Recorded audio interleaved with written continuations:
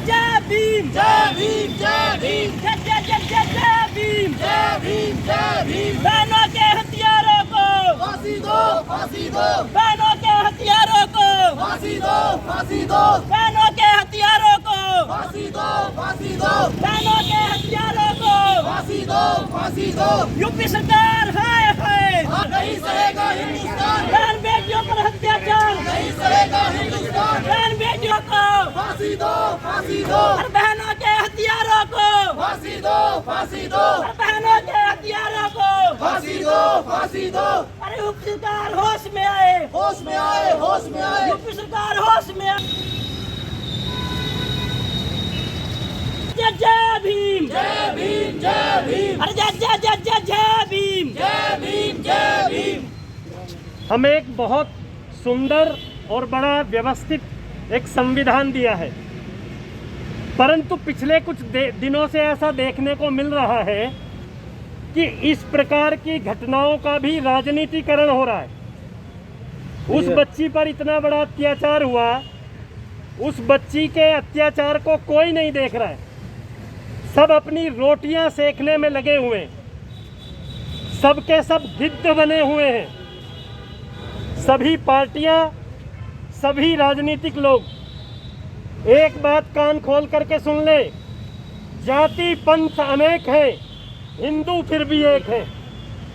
जो लोग दलितों में, ब्राह्मणों में, राजपूतों में और क्षत्रियों में इस देश को बांटना चाहते हैं, वो आँख खोल करके सुन लीजिए, आपकी दुकानें बहुत चल चुकी हैं।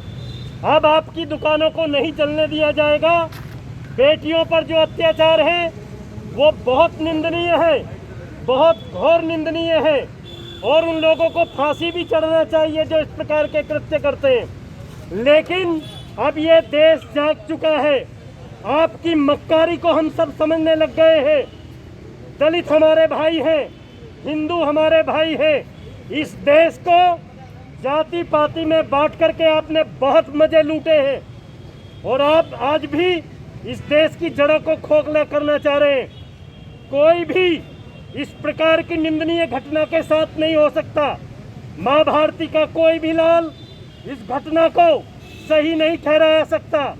परंतु ये क्या बात है, आप अब अपनी फौज लेकर के वहां पहुंचते हैं और पता चल सकते हिंदू हम सब एक हैं, जाति पंथ अनेक हैं, भारत माता की जय।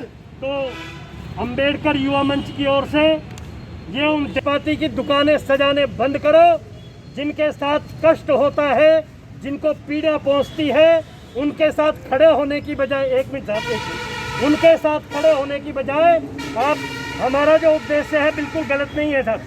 हमारा उद्देश्य स्पष्ट है कि ये जो घटना है ये निंदनीय है, लेकिन आज देश में जो भाइयों को लड़ाने का काम हो रहा है, इसके विरोध में सब खड़े हुए हैं।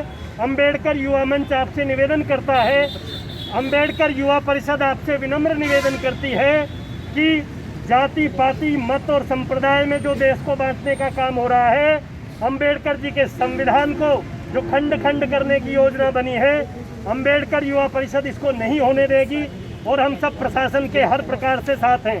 अमित जी और थोड़ा एक बार इसको अच्छे से साथ हो जाइए, उधर उधर उधर साथ हो जाए।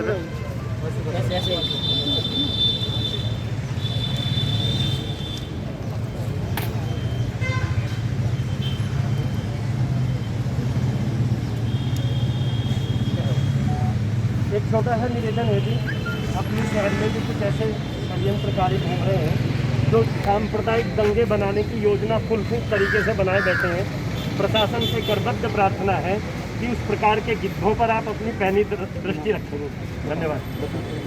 आज जो हमारे देश में जो राजनीतिक षड्यंत्र रचे जा रहे हैं, जैसे कि हम सबको पता है कि हाथरस में और राजस्थान में 3-4 स्टेटों में ऐसा मामला आया कि हमारी बहन बेटियों के साथ अत्याचार हुआ, उनके साथ बलात्कार करके उनकी हत्या कर दी गई। लेकिन उनको इंसाफ दिलाने के एक मामले में, इंसाफ के चक्कर में लोग अपनी रोटियां सेक रहे हैं। हमें जाति में बांट के हमारे जो हिंदू धर्म है उसमें आपस में लड़ाइयाँ बजवा रहे हैं। लेकिन हमें पूर्णतः विश्वास है कि जो सरकार है, चाहे वो कोई सी भी स्टेट की सरकार हो, हमें विश्वास है कि वो बहुत अच्छे से इसमें काम कर रही है और वो जल्द से जल्द जितने भी दोषी है उनको कड़ी से कड़ी सजा देगी। और इसी के लिए आज डॉक्टर भीमराव अम्बेडकर युवा परिषद ने और सर्व समाज ने मिलकर आज यहाँ पे माननीय महामहिम राष्ट्रपति जी के नाम ज्ञापन दिया है कि जो दोषी है उनको कड़ी से कड़ी सजा मिले और ऐसी सज़ा मिले कि आगे से वो मिसाल बन जाए कि जो आगे से ऐसे दोषी है उनकी रूह कांप जाए एक ऐसे काम करने से। और हमें पूर्णतः विश्वास है कि हमें न्यायाधीश पे विश्वास है, हमें सरकार पे विश्वास है कि उन दोषियों के कड़ी से कड़ी सज़ा मिलेगी और हमारी जो बहनें हैं उनको बहुत अच्छे से इंसाफ मिलेगा।